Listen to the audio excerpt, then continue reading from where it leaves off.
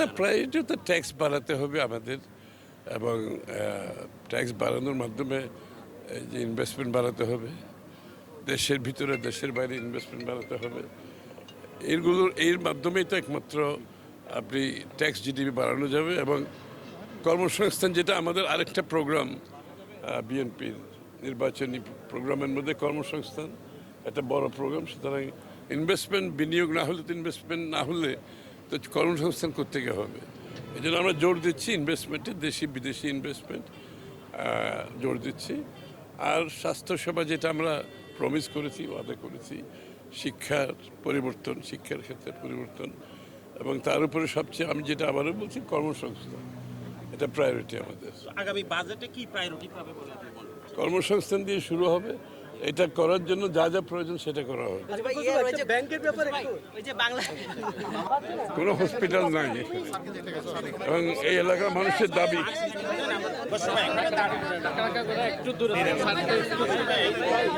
হচ্ছে আমাদের এই অঞ্চলে কোনো হসপিটাল নেই, এবং এটার জন্য আমরা কিছু জায়গা দেখছি, একটা বড় হসপিটাল, এটার সাথে নার্সিং ইনস্টিটিউট এবং টেকনোলজিস্টদের জন্য আরেকটা ইনস্টিটিউট, যেটা বাংলাদেশে এই জায়গাটাতে আমাদের ঘাটতি আছে।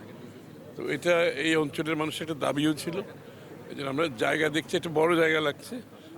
এই জায়গা দেখার মধ্যে এটা একটি জায়গা, আরও দু একটি জায়গা আমরা দেখতেছি যেখানে সুবিধা হয়, কারণ জায়গা আবার দখল পেতে হয়, আপনারা জানেন এখানে অনেক ঝামেলা থাকে। তো যত তাড়াতাড়ি আমরা চাচ্ছি হসপিটালটা করার জন্য।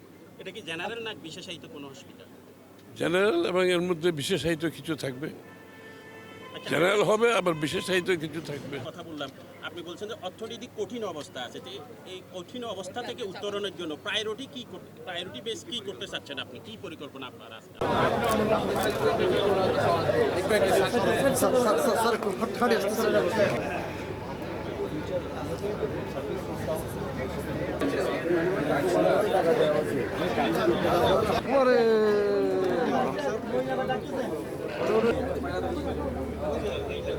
ওই যে লাস্ট মাঠটা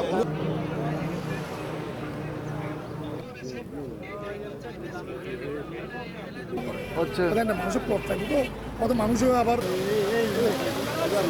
আপনার সরে যান সামনে থেকে।